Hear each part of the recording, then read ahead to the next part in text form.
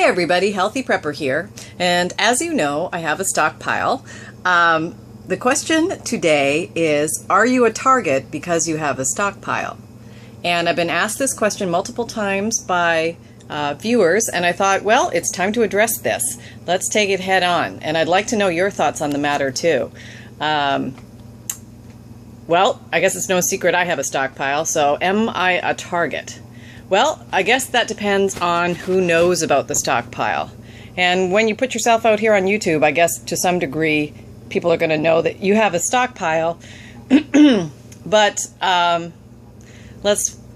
in my own circle of my local community, very, very few people know that I have a stockpile. Basically, the other family that I prep for, part of my family, my extended family, knows that I have a stockpile.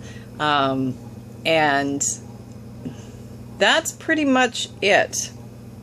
So, pros and cons. All right, let's think about this. Are you a target? I would say yes, and I would say no. Number one, yes. If they know that you have a stockpile, you could be a target, absolutely. Number two, if they don't know you have a stockpile, well, you won't be a target for a stockpile. You might be a target for something else, but you shouldn't be a target for a stockpile. Now, you know, I feel it's important to stockpile a little bit more than just for yourself or your own family, because I think that it's going to be our neighbors or our local community banding together that is going to create the possibility for a secure environment to live. And let's face it, these people need to be fed. And it's certainly a lot easier to get people to patrol, to do security, things like that, when they know there's going to be something on the dinner table. You're never going to be able to guarantee that everybody has a stockpile in your community. If they don't, but they're your next door neighbors, and they're either going to be your enemy or your friend when the SHTF situation passes. So, what do you think? Are you a target? Or are you not? From my perspective, folks that stockpile are generally preppers, homesteaders, or couponers, or hoarders.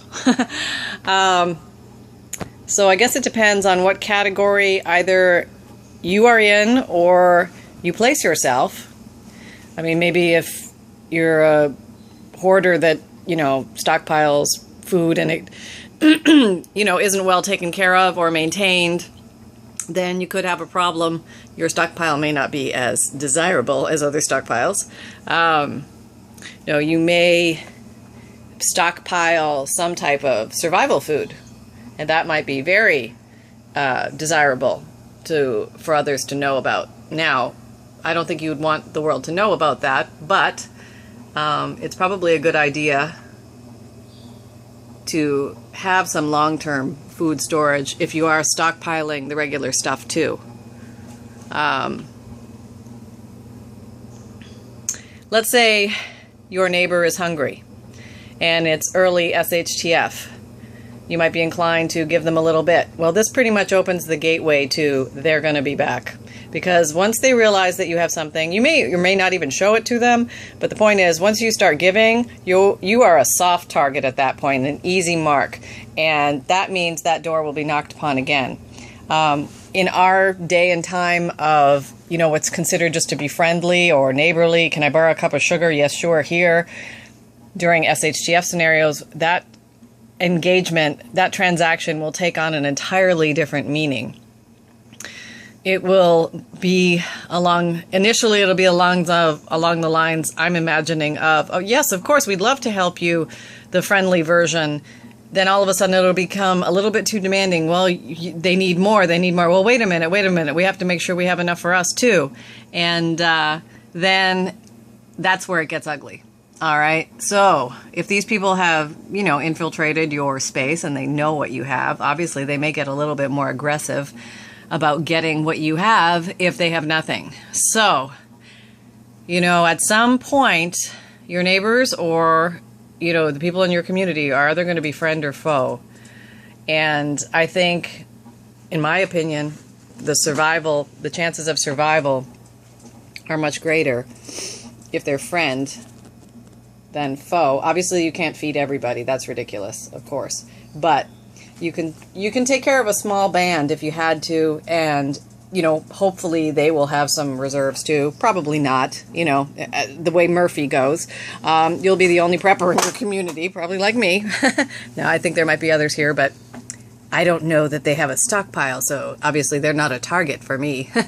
But, I would love to see everybody have to have a year's worth of food. Wouldn't that be great if that was just a thing? Maybe that's not politically correct, and who on earth wants another government mandate? Not me. But can you imagine the relief that would take off if there was a disaster of any kind? It would give us a year's worth of time to replant, reorganize, reestablish transportation lines to get food moving again. I mean, just think about that. It's crazy and amazing. And there's certainly a lot of government stockpiles out there. Who knows how that will be doled out in a crisis.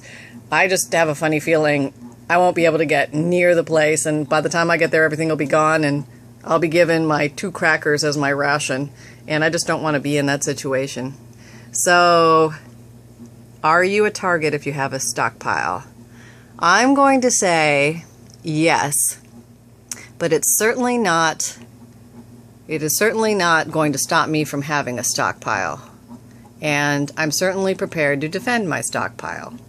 And I'm also willing to share my stockpile as I see the needs for security patrols. And obviously you have to take care of folks and share. And hopefully the recovery from the SHTF event will not be as horrible as all the shows say and all the books say. But we don't know what we're going to face or if we're going to face anything, but I certainly would rather be going in with a stockpile. Anyway, that's my idea on the matter, or on this topic. I would absolutely love to hear your thoughts on it. This goes far and deep into, the question of survival. And I would love to hear your thoughts on this, so let's get a conversation going. Take care, everyone. Happy and healthy prepping.